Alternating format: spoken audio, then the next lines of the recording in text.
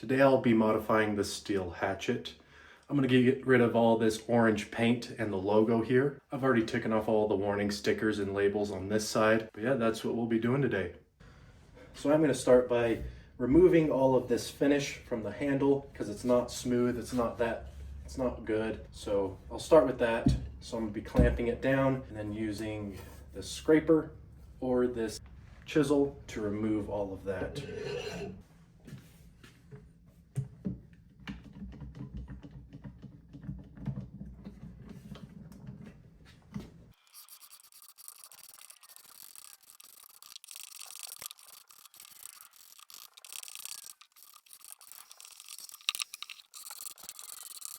So this part of the project was actually a lot harder than I thought it would be.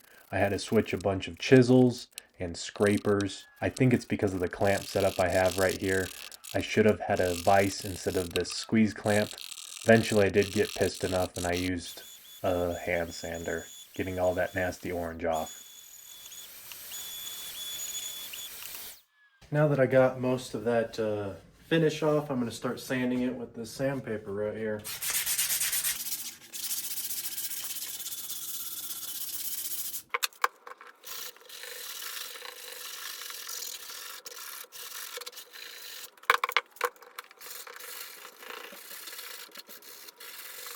So I got it done, at least 100 grit on the handle. I'm gonna leave it at 100 grit because now I'm gonna try and get this paint off right here. Wish me luck.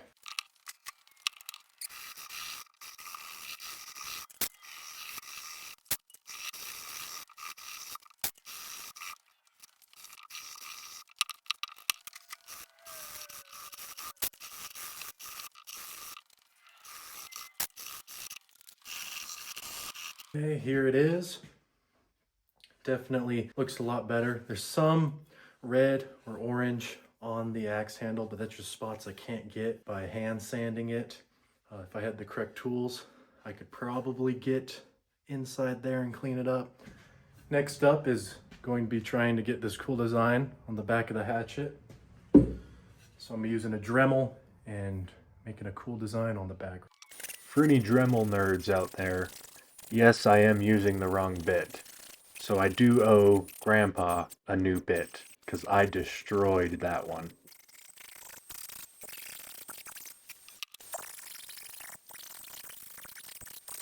I got the nice cool design right here. Same on this side. And I left right here flat just because it will get banged up when I'm hammering stakes, putting a tent up. So yeah. So I will sand the handle 150, then 220.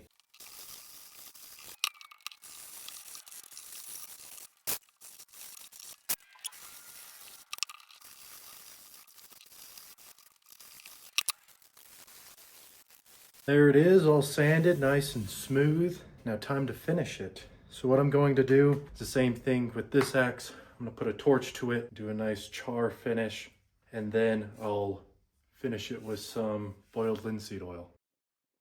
Burning the handle actually took a lot longer than I thought it would, which is surprising because wood burns.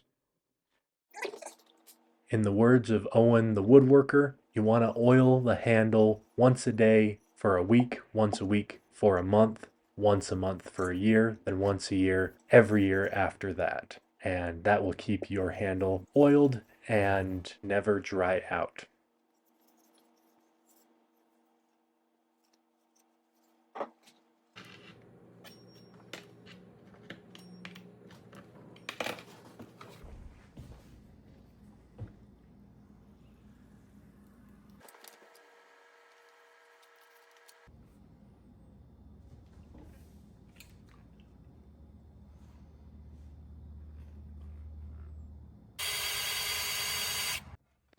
I didn't record this part, but I just grinded off the two ends of that twisted steel braid from the last video so I can make the hatchet holder.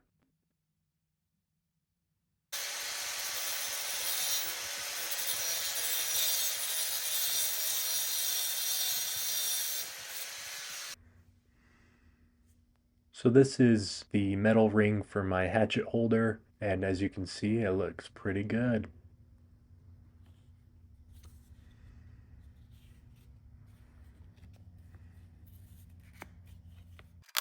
Next up, I'll be preparing the leather for stitching. If you didn't know, you have to punch the holes first before you stitch it.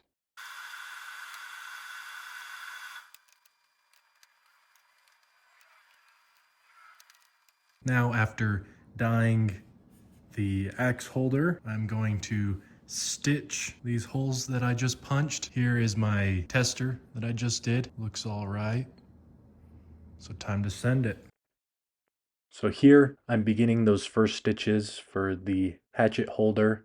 If you didn't know, this is my first leather working project. So I had to learn how to stitch leather in 5 minutes right before I started recording this video. But surprisingly, I actually really enjoyed stitching leather. I thought it was the most fun. So I will be making a lot more leather projects in the future. I don't know what they will be yet, but there's going to be a few more leather projects from the More Men Made crew. So for any of those cross stitchers out there, I'd give this a shot. Try stitching some leather.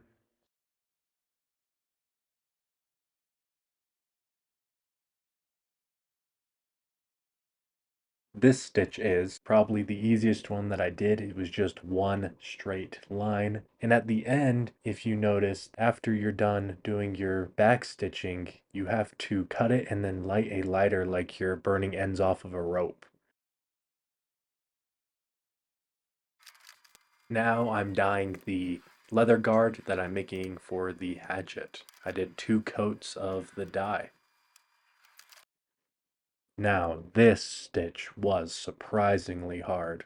I searched up how to sew a baseball stitch on leather, and a bunch of videos popped up, but not informational tutorial videos, just shorts that had no instructor. It was just the recording of doing it. So I really had to figure out how to do it myself. And what was so hard about it is you have to go underneath the leather. So I had to find a way to get that sewing needle to fit underneath the leather and keep the stitch tight, which was very hard.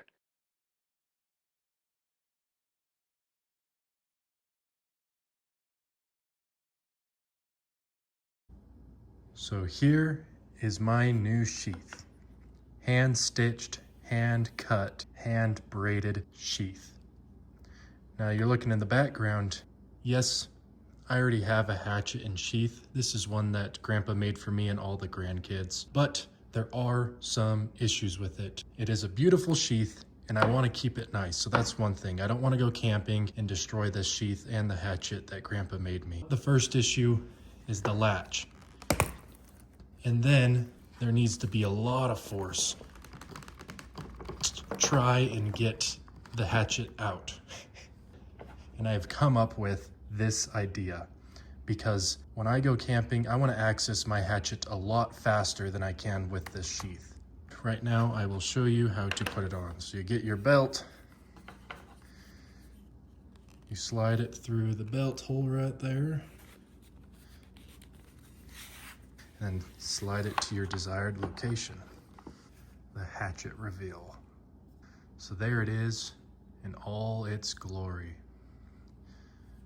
There's the Dremeled design on top, on both sides.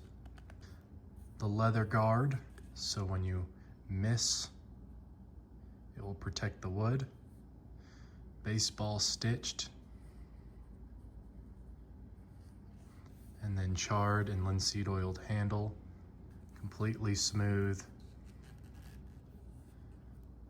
And there it is. See, I did clean up all of that red/orange on the top and on the bottom right there. I just wasn't happy with leaving it there, so I cleaned it up. But there is my new hatchet. In the comments, type whose axe and sheath looks cooler, and which axe or sheath would you rather have? This is how you put it on your belt loop. Slide it in right there and boom. So now if I need to use it quickly, I can pull it up and boom, start chopping, start hammering. It's amazing. I love it. So if you liked what you saw, Please consider subscribing, liking, and commenting down below. Thank you for watching.